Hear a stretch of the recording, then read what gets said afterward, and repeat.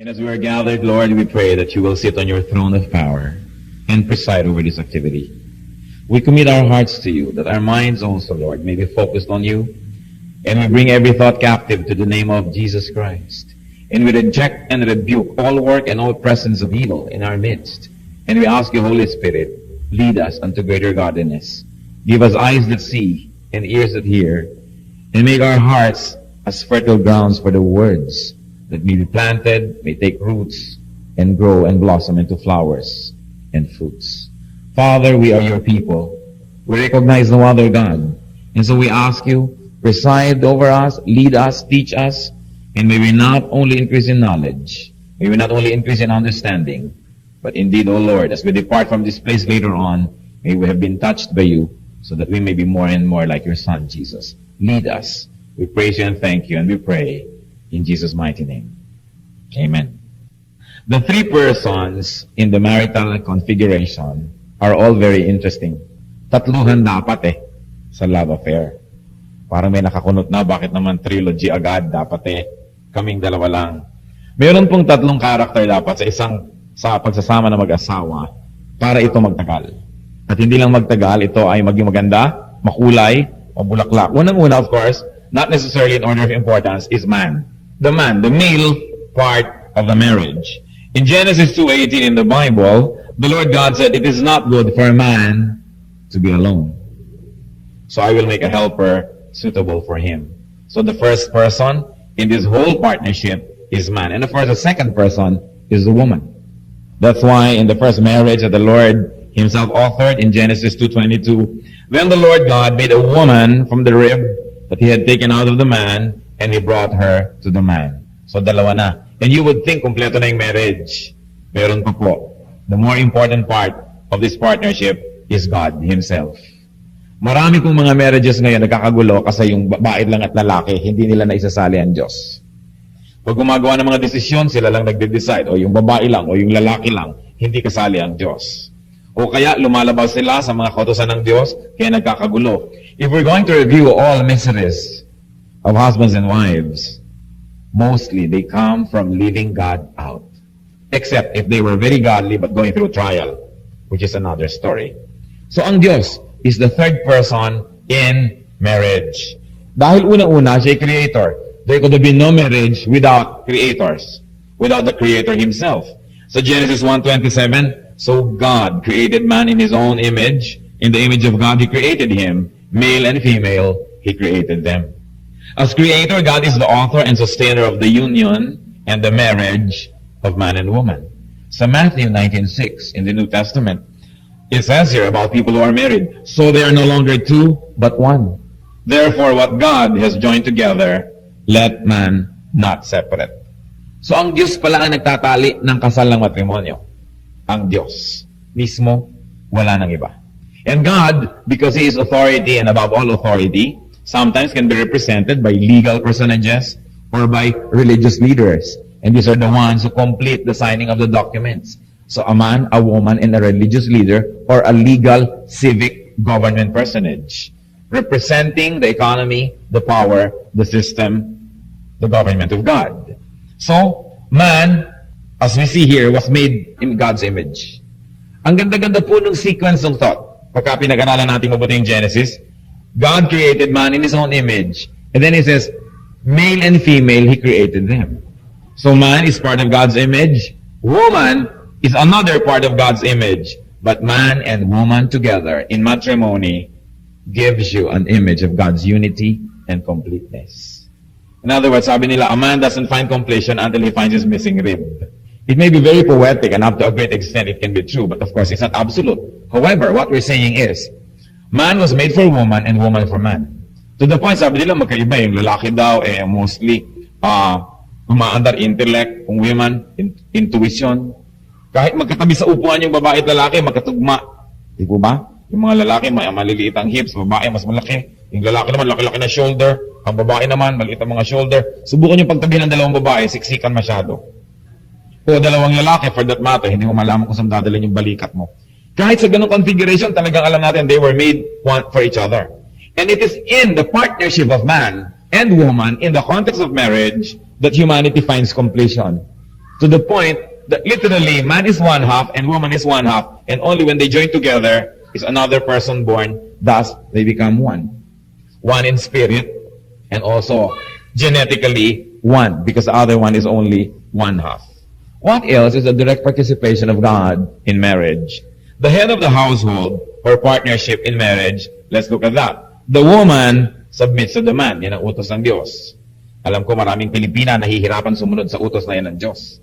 Sabi nila, totoo naman, yung lalaki naman talaga ang ulo sa aming tahanan, kaya lang ako ang leeg na nagpapaikot sa ulo na yan.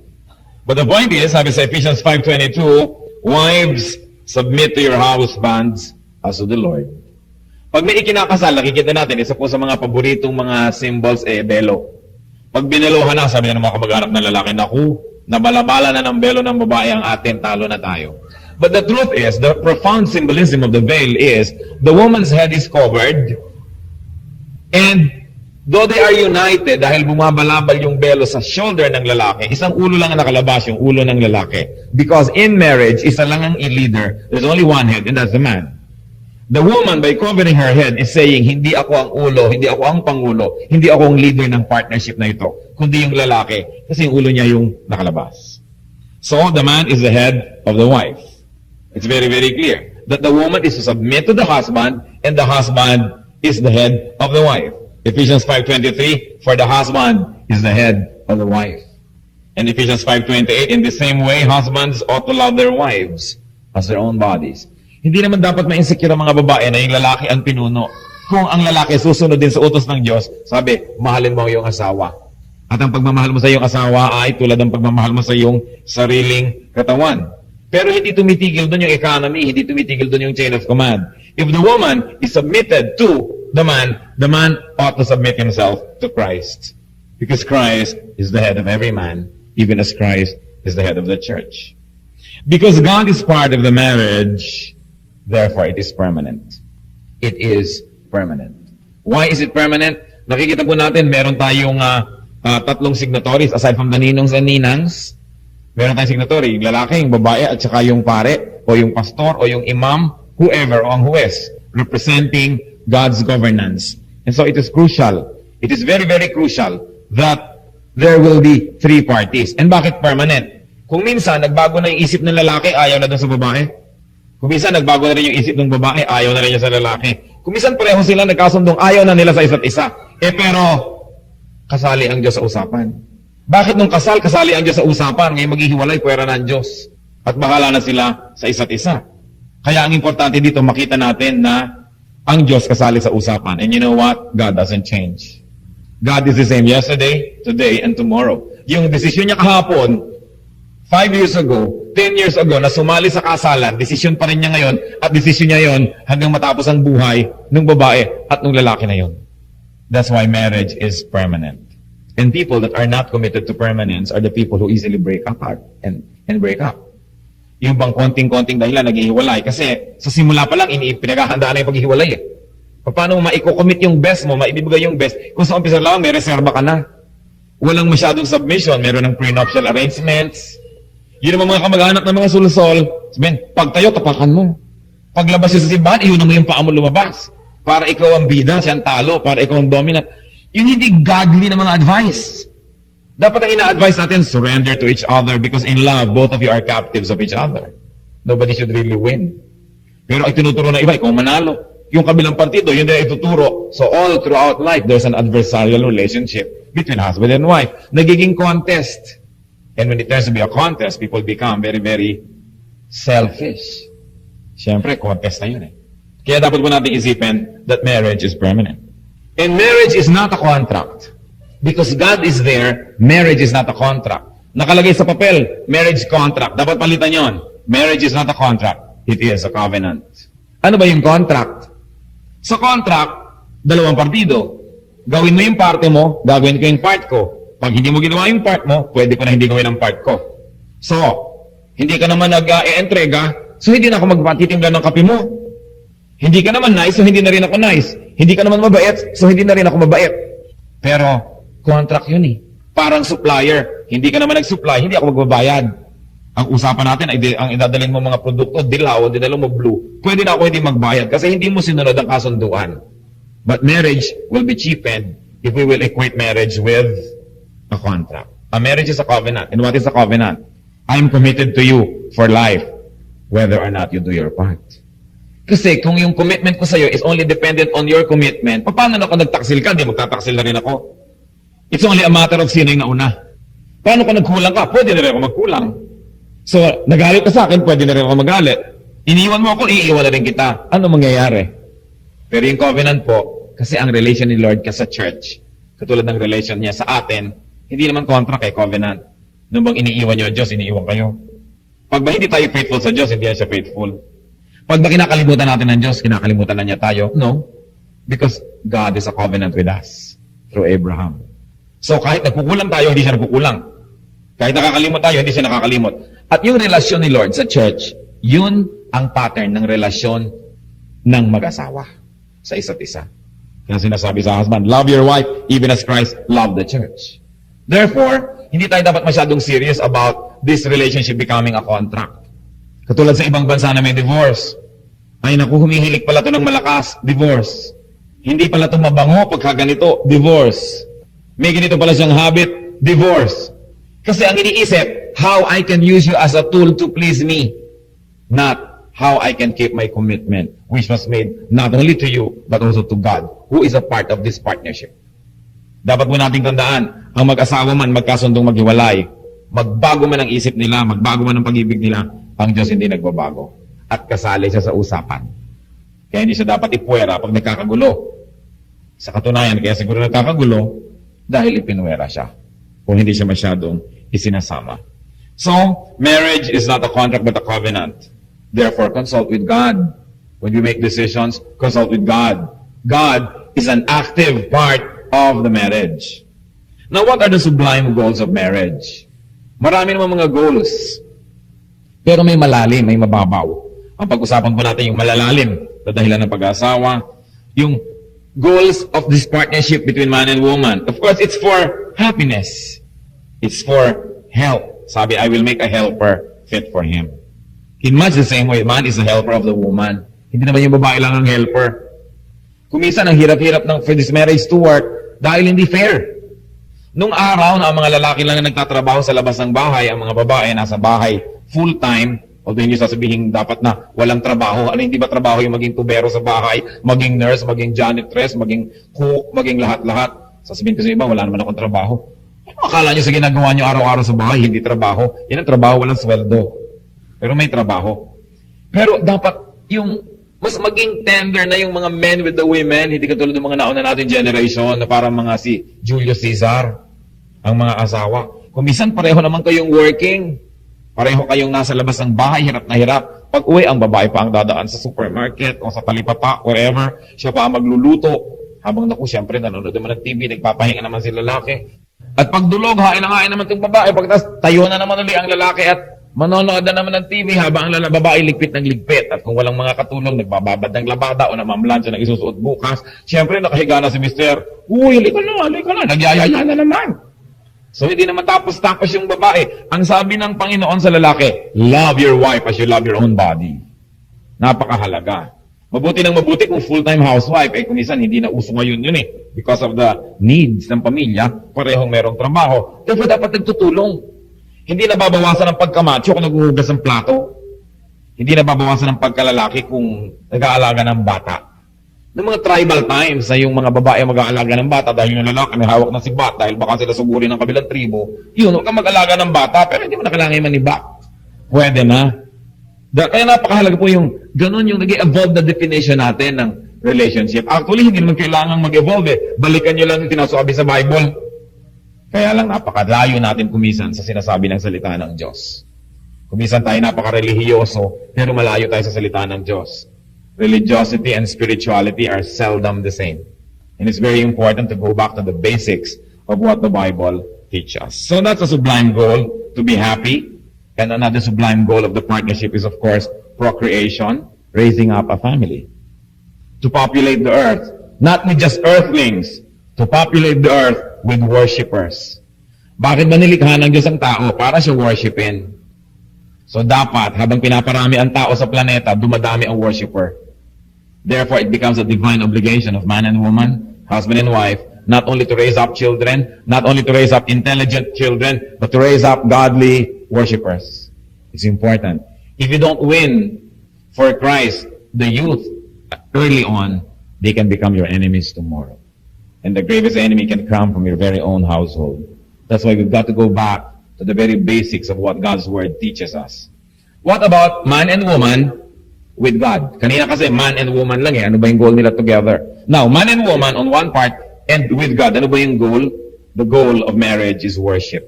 Bakit ba binigyan si Adan ng babaeng makakasama? Para makatulong sa kanyang pagmamanage ng resources ng planeta, para makasama niya sa pakikipag-fellowship sa Diyos, para makasama niya sa worship.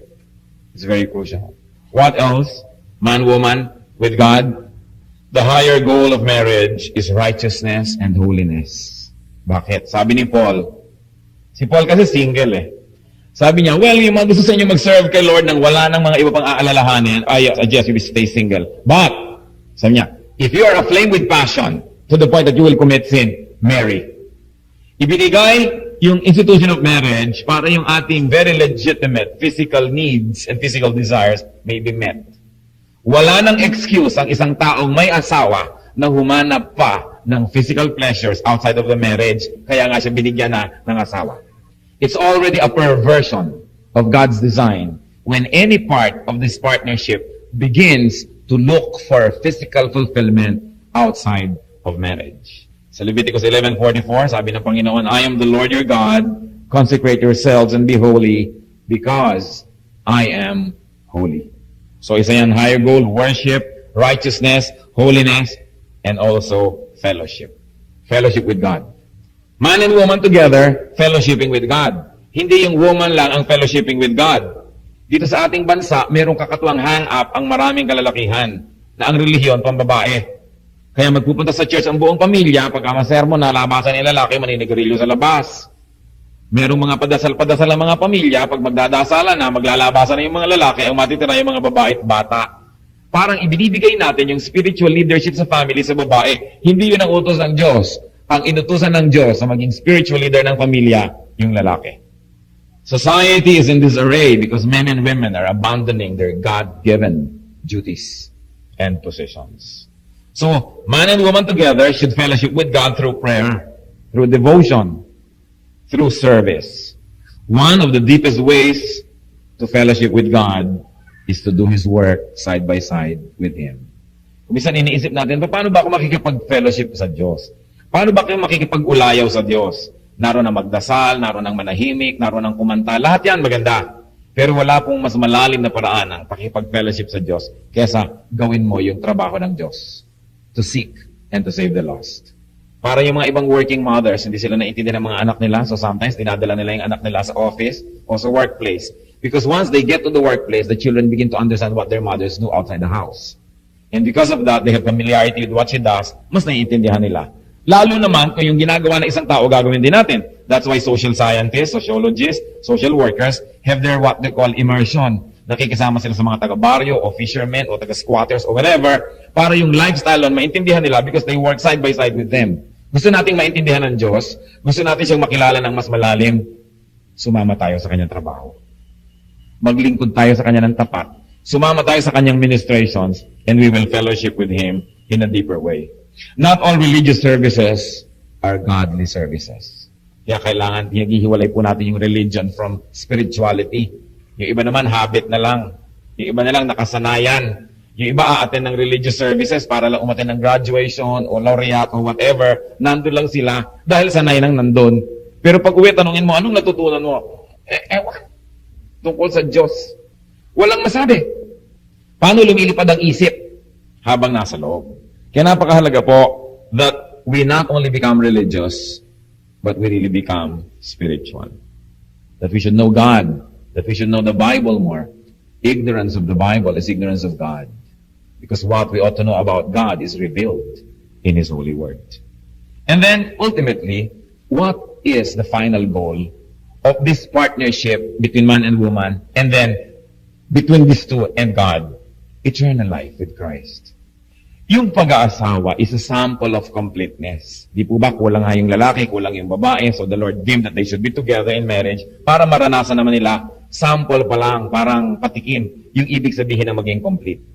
And that is meant to make man and woman long for the real and deeper sense of completeness, and that is eternity with God.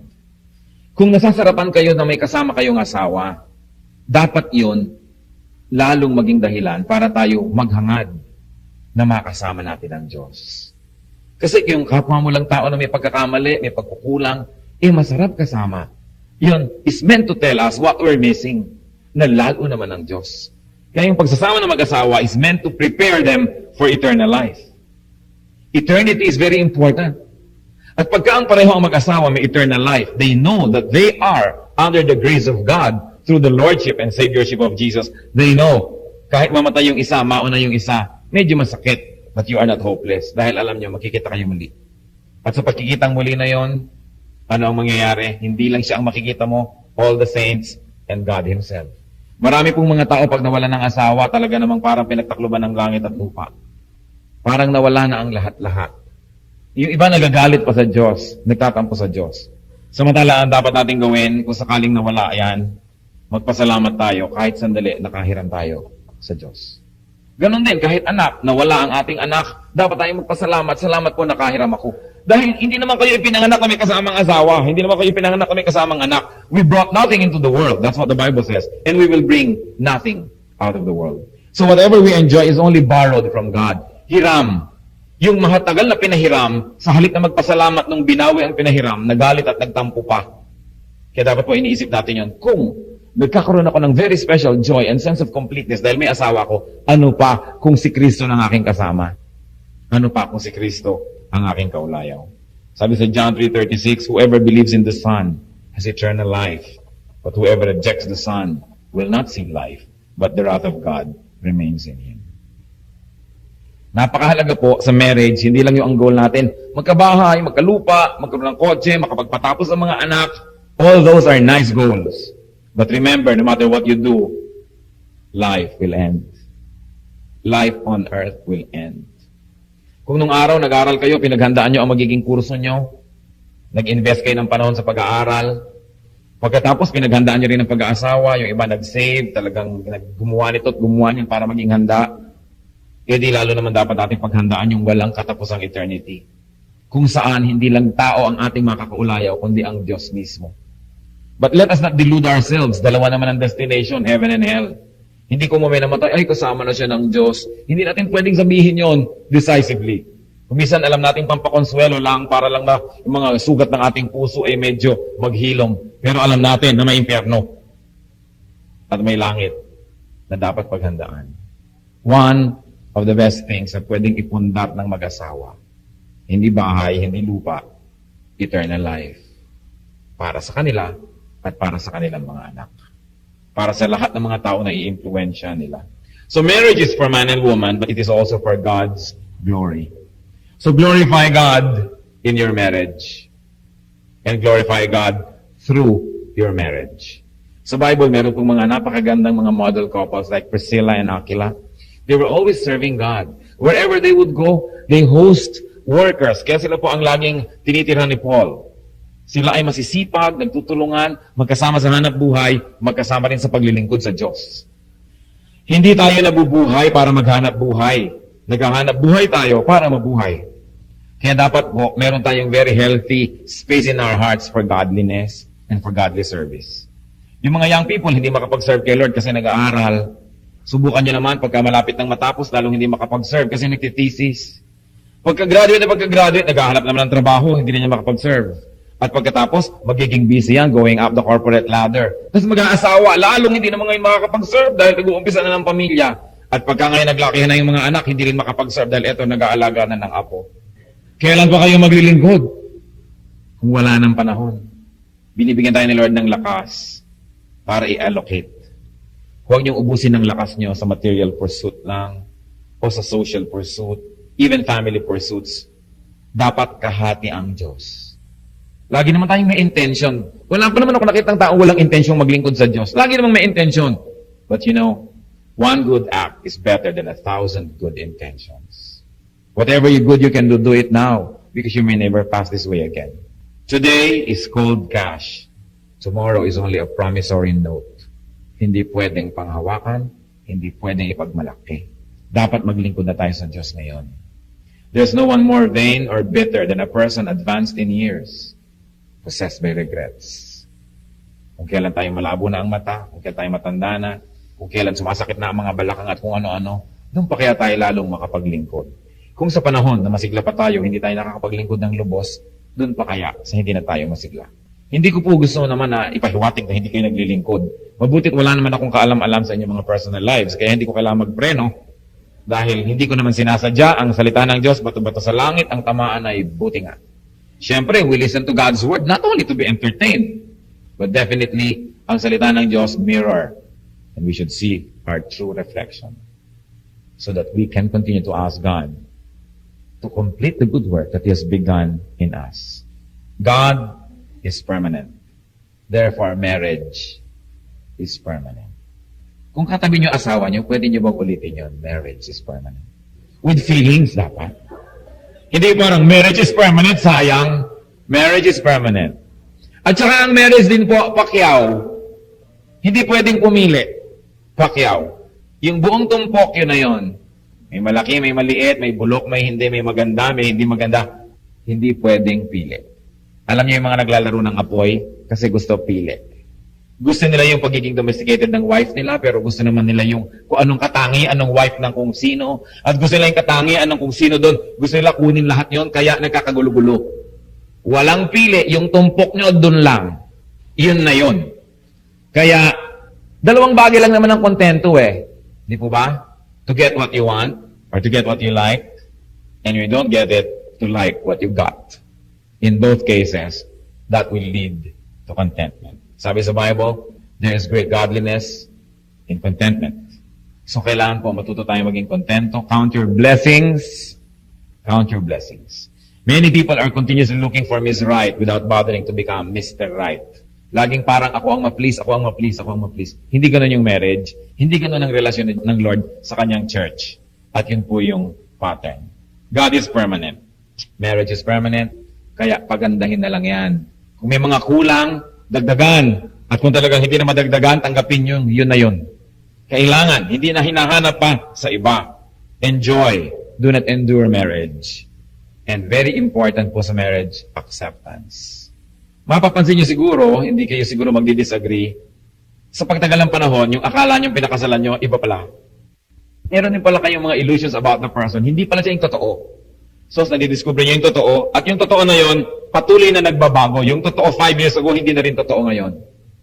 Halimbawa, 5 years ago, meron pa siyang kilay. Ngayon, drawing na lang. Eh, ganun talaga ang buhay. Nagbabago. Nung pinakasalan niyo siguro, close-up smile. Ngayon, nakababad na sa baso ang ngipin. Kasali yan sa pagbabago ng mundo.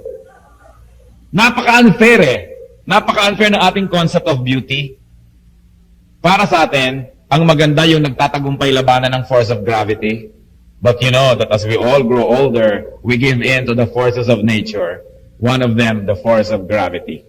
So parts of our anatomy begin to sag here and there. Kasali yon sa tinatanggap. Nakaka-oppress kasi yung mga lalo sa mga babae na kailangan laging magpa-stretch ng mukha, magpa-kung ano-ano. Kaya kung minsan tuloy, sabi mo, ang ganda-ganda naman ng dimple mo. Hindi, pusod ko yan. Doon na pala nakarating ang facelifting. Tuloy, kahit tawa na malakas, hindi na makatawa dahil matipilas ang pisngi. Di po ba nakaka-oppress? That's why, sa mga kapwa natin lalaki, dapat paalala. Pagka, when the faces begin to sag, nagkaroon na naman kung ano, kasali yan sa covenant. Kasali yan. Hindi dapat na naghahanap ka na naman kapitbahay mo na banat ang mukha at 14 anyos. Dahil, that is not God's way. Kung minsan, gusto mo yung magandang-maganda yung kamay, paano naman, pumangit yung kamay, kalilingkod sa'yo at sa iyong anak. Therefore, magandang kamay yan. Ano po ba yung magandang kamay ng babae? Ang magandang kamay ng babae, yung kamay na naglilingkod sa kanyang asawa at sa kanyang mga anak. Yun ang magandang kamay. Huwag kayong ma-oppress ng Greek standards of beauty. Lalong-lalo, huwag kayong magpapadaya sa standards of advertising. Hindi sila totoo. Kahit yung mga model, takot-takot na makeup at lighting pa ang ginagawa bago kunan niya ng litrato. Huwag kayong magpa-oppress Meron man dyan totoo bihira. At siguro hindi nag-aalaga ng asawa at anak, hindi nagkukudkod ng mga kawali at mga kaldero, hindi siguro naglilinis sa mga talaba at hindi nagkukusko sa mga banyo. So maganda man ang daliri nun, doubtful kung magaling na kasama sa bahay. Bagamat, hindi naman kapintasan kung nakapaglingkod na kayo, maganda pa rin yung kamay nyo dahil na-maintain nyo. Pero hindi pangit ang kamay na naglilingkod. Yun ang magandang kamay. God is in marriage, so keep marriage sacred. Sabi sa Hebrews 13:4, marriage should be honored by all and the marriage bed kept pure. For God will judge the adulterer and all the sexually immoral. Huwag po kayo magpapadala sa mga pananaw ng sanlibutan. Alam niyo naman, sikat na sikat yung maraming asawa, yung maraming ganito at ganon. Hindi yan. Pag umuulan na ng asupre at kumukulog at kumikidlat at bumubuka na ang lupa, sa Diyos kayo tatawag. Hindi sa mga tagahanga natin, sa ating mga kahangalan. Kaya yung mga sinahangaan, wow, bilib naman ako dyan, ang dami-dami niyang asawa, yun ang unang tatama ng mga kidlat. At pag kayo nanganganib, hindi kayo pwedeng humingi ng tulong doon, sa Diyos kayo tutulong. Kaya bago dumating ang panganib, obey God and live according to God's law. Because we will all face God. As sure as we were born, we will die. And we will meet our Maker. Ang pinakamalaki kong ibinigay sa tao ng Diyos na dapat niyang alagaan ay hindi ang planeta, hindi ang continent, kundi ang kanyang asawa. Some of you are very good fathers, but the first step to becoming a good father is to become a good husband. To become a good husband to your children's mother. Ganon din po yung mga nanay. Napakarami, lalo mga Pilipina. Bilib ako sa mga Pilipina. I have studied so many cultures, ang husay ng mga ina.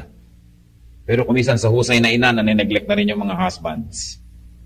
So dapat mag-deciding kayo mga nanay, sino bang katabi nyo sa gabi, ang inyong mga anak o ang inyong asawa? Kasi para kumisan mga inahing manok, nakapaligid lahat ng mga ano dyan, kaya naaapektuhan tuloy yung personal relationship ng mag-asawa. Kaya mag-decide kayo, magiging ina ba kayo o asawa? Tatandaan nyo, asawa muna kayo bago kayo maging ina. At ganoon din po yung mga lalaki. Asawa kayo bago kayo maging ama. Yung mga anak, dagdag lang yan ng Diyos. Kadalasan kasi pag nagka-anak, nawawala na kayo ng panahon para sa isa't isa, puro anak na lang, hanggang mamaya sasabihin ng isa, kami naman para magkapatid na lang. Delikado yan, magkapatid na lang, baka may iba na itinatangi, kaya kapatid ka na lang ngayon. Kaya dapat hindi nawawala yung passion. Alam niyo ba sa Bible, nabasa niyo na ba yung Song of Songs ni Solomon?